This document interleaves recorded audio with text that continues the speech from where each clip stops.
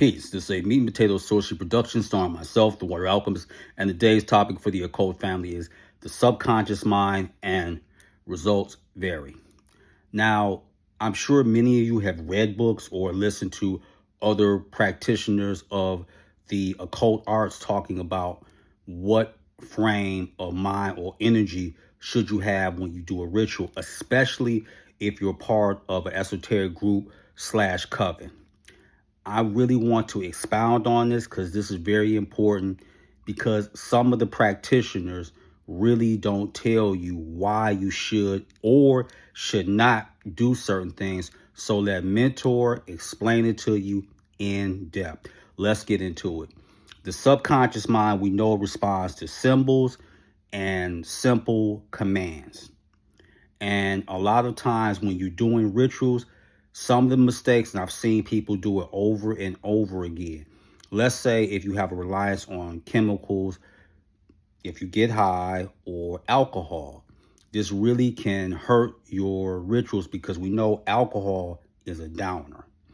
And you can send confusing thoughts to your subconscious mind. I'm not saying you shouldn't indulge, but when it comes to rituals, you should really abstain. The other thing you should do is at least eat 2 to 3 hours prior to what you're trying to do.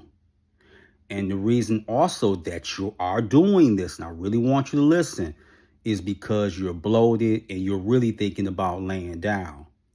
So certain things will shut down in the body, and then the mind is going to follow suit because the mind and the body, yes, they can function independently, but when they work together, they work together.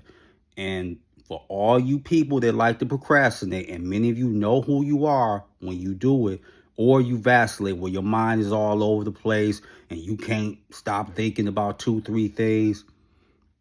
Imagine this, and I'm going to put it in the simplest way. Imagine, and we've all encountered this, if you go to a fast food restaurant and you behind somebody, okay, let me get a Big Mac with a quarter pounder. No. Scratch that. All right. Chicken McNuggets. I want ranch. I want fries straight out the grease. I want a Coke, light ice. I mean, some ice, but light ice.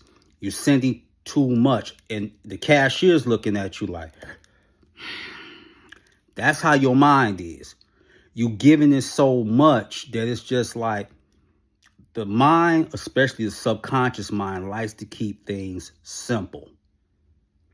That's it. So you be wondering sometimes where you may have success with one ritual, and then you like, well, why the other one didn't work? Because you were all over the place. The simplicity is the strength in any ritual. Period. On page 190 of The Magician by Philip Cooper, he said, you're going to get out of it what you put in. And I think that escapes people a lot of times.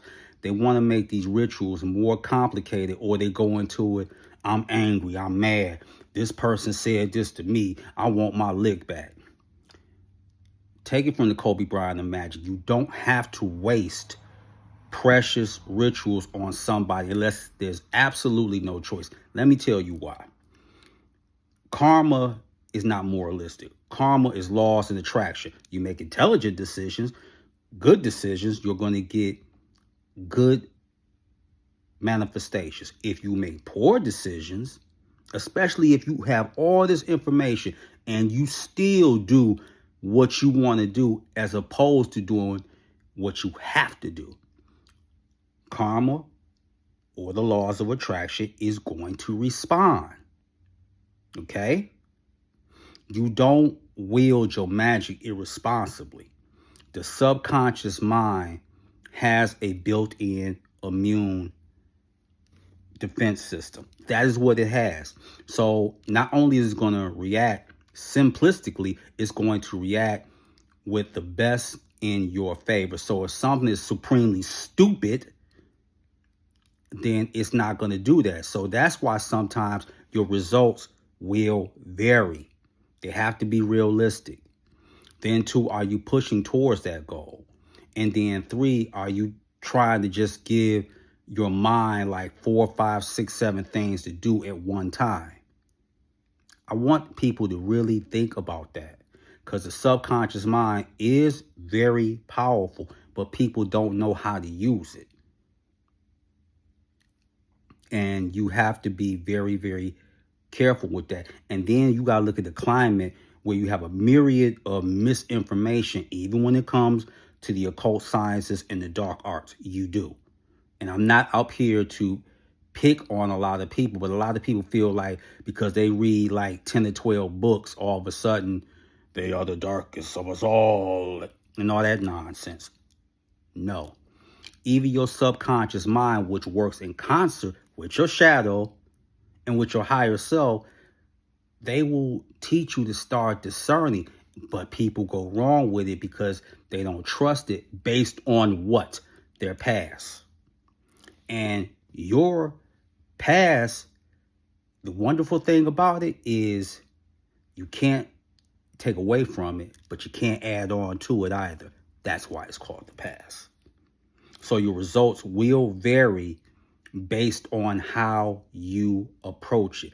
That's why a lot of covens will tell you, if you're in a bad mood, something happened with you at your job or your significant other, don't even come. Because what's going to end up happening, all it takes, let's say you got 6 people. All it takes is that one person to mess up the whole scheme. That is all it takes. So this is why they will give you these disclaimers, because they know it doesn't take one, it takes only one person, one particular energy to affect the rest of the energy, no matter how beneficial or qualitative it is. All it takes is one. And I want each one of you to know that. So that's why people will give you these caveats or these warnings about that. That's why they're doing it. So with that, that is your meat and potato sorcery for the day. I am the Water Alchemist. Be water, my friends. Peace.